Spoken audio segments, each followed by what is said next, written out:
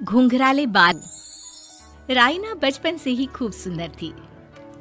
उसके लंबे लंबे घुंघराले बाल से हमेशा उसका चेहरा ढका रहता। अरे भूत बनकर घूमती रहती है, चल तेरे बाल कटवा दूं। अच्छा, क्यों भला? स्कूल में तो सारा वक्त बांधकर घूमना पड़ता था। अब तो मैं कॉलेज जाऊंगी और बाल खोलकर घूमूंगी। हाँ। अरे ये बाल देख रही है, ऐसे लगता है जैसे मधुमक्खी का छत्ता।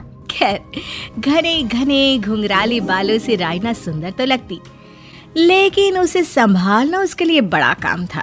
माँ, अरे माँ, शैम्पू खत्म हो गया है। इस बार वो वाला लाना ना जो घुंघराले बालों को और बाउंसी बनाता है। माँ ले आना, हाँ जरूर से। कल मेरा कॉलेज का पहला दिन है, मैं चाहती हूँ सब मुझे देखकर जले। अगले दिन राइना कॉलेज पहुँचती है, जहाँ एक लड़का उसे छेड़ते हुए कहता है, अरे लगता है चाउमीन में सोया सॉस कुछ ज्यादा ही गिर गया। अरे मुझे तो चेहरा दिख ही नहीं रहा।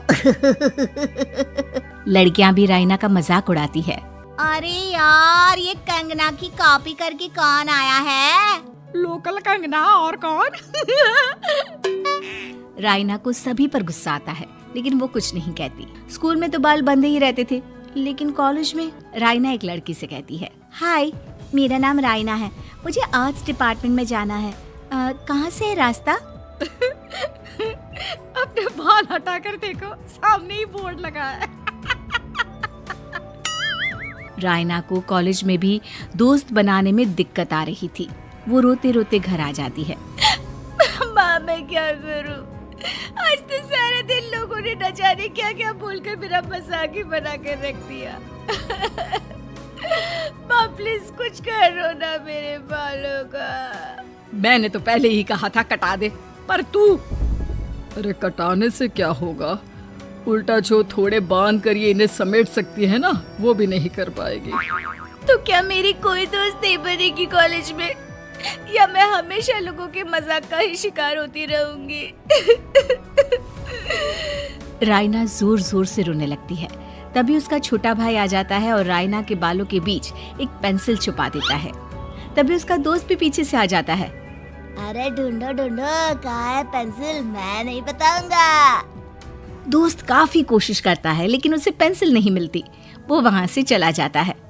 थैंक्स दी, आज आपके बालों ने तो मुझे बचा ही लिया। अच्छा, बहुत दिनों के बाद बालों को लेकर कुछ अच्छा सुनने को मिला। मुझे भी पहले लगता था कि मेरे बाल सबसे सुंदर है, लेकिन अब पता चला। अरे क्या पता चला, क्या हो गया? देख, किसी भी चीज के ना दो पहलू होते हैं। या तो तुम बालों से ही लोगों का मन जीतो, या फिर रोती रहो। अब ऐसे घने बाल तो तुम्हें भगवान ने दिए हैं। राइना को पिता की बात समझ में आ जाती है। वो सोच लेती है कि जिन बालों के कारण वो कॉलेज में एक भी दोस्त नहीं बना पा रही है, उन्हीं बालों से वो दोस्तों की लाइन लगवा देगी। अगले दिन कॉलेज में डेस्क में राइना बालों को आगे कर लेती है और लोगों को लगता है कि राइना का चेहरा पीछे है, लेकिन राइना घने घुंघराले बालों को हटाकर हंसने लगती है। देखा मेरे बालों का कमाल, इससे मेरा चेहरा भी नहीं दिखता और मैं चलती क्लास में सो भी सकती हूँ। सभी राइना को देखकर हंसने लगते हैं। क्लास में परीक्षा चल रही होती है, तो राइना अपने बालों में चीटिंग के पेपर छुपा छुपा कर आसपास के बच्चों की मदद भी कर देती है, जिसके बाद से तो राइना क्लास की हीरोइन बन जाती है। वाह राइना, तेरे बाल तो बहुत कमाल के हैं। मैं तो इन्हीं के कारण पास हो गई। और पता है, मैं तो अपने काम का सामान राइना के बालों के बीच में ही फंसा देती हूँ। जैसे जैसे काम होता है वैसे वैसे इस्तेमाल करती हूँ। अब तो क्लास में हर कोई राइना के साथ बैठने की जिद करता। राइना में इसे लेकर घमंड आ जाता है। उसे लगता है कि वही क्लास की सबसे डिमांडिंग लड़की है। फिर एक दिन, मैं इस कॉलेज में नई आई हूँ, क्या आप मेरी दोस्त बनेंगी? मैं? ओह सॉरी, मैं इस क्लास की सबसे डिमांडिंग लड़की हूँ। हर कोई मेरे साथ ही रहना चाहता है। एक काम करो ना, वो पीछे की सीट दिख रही है, जाओ जाकर वहीं बैठ जाओ। लड़की को राइना की बात बहुत बुरी लगती है, लेकिन वो करती भी तो क्या, जाकर चुपचाप पीछे की सीट पर बैठ जाती है। तो आज का लेसन सबने याद किया है ना बराबर से? जितनी भी चीटिंग करने वाली लड़कियां थी, वो राइना के पीछे जाकर बैठ जाती है और जोर से चिल्लाती है, जी मैम, सब कुछ याद है, कहीं से भी पूछ लो, हम तो मास्टर हैं मास्टर। क्यों? ये बोलकर वो रायना के कंधे पर हाथ रख देती हैं। रायना भी खुश होती है कि कॉलेज की सबसे स्मार्ट लड़कियों का ग्रुप उसका दोस्त है। पीछे बैठी वो लड़की देखती है कि कैसे मैडम के सवाल लड़कियां रायना के सर को देखकर दे रही है।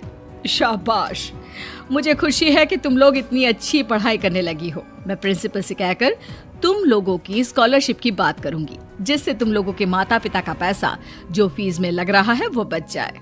सभी लड़कियां खुश हो जाती हैं। टीचर के जाने के बाद एक लड़की कहती है, गर्ल्स, अब हम लोग ना सिर्फ सबसे स्मार्ट बल्कि सबसे इंटेलिजेंट भी हो गए हैं। इसी बात पर आने वाले संडे को मेरे घर पर पार्टी, सबको आना है, ओके? सभी लड़कियां पार्टी के लिए एक्साइटेड हो जाती हैं। रायना भी। माँ, मेरे कॉलेज की सबसे स्मार्ट लड़की ने पार्टी रखी है संडे को। मैं भी वहाँ सबसे अच्छी दिखना चाहती हूँ, लेकिन ये बाल। घुंघराले बालों का तो कर भी क्या सकती है।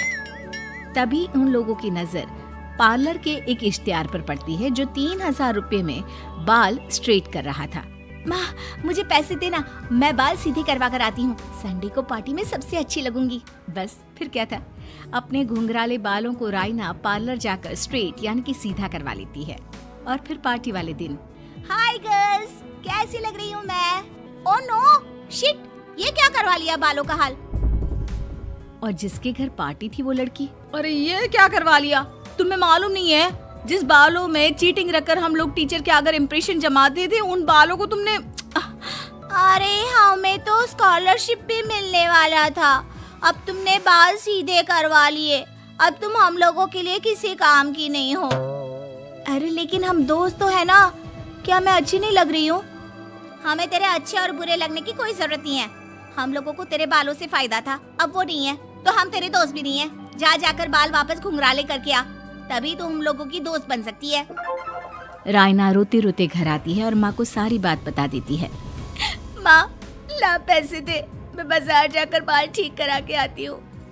लेकिन माँ, मुझे ये बाल बहुत अच्छे लग रहे हैं, काश ये बाल मैं पहले ही सीधे करवा लेती। देख बेटा, पैसे तो मैं तुझे दे दूं, लेकिन वैसे बाल करके तू फिर ऐसे दोस्त बनाएगी जो तेरे साथ मतलब के लिए जुड़े हैं। लेकिन इन बालों में तू ऐसे दोस्त बनाएगी जो तेरे साथ जीवन भर का साथ निभाएंगे। रायना को माँ की बात समझ में आ जाती है।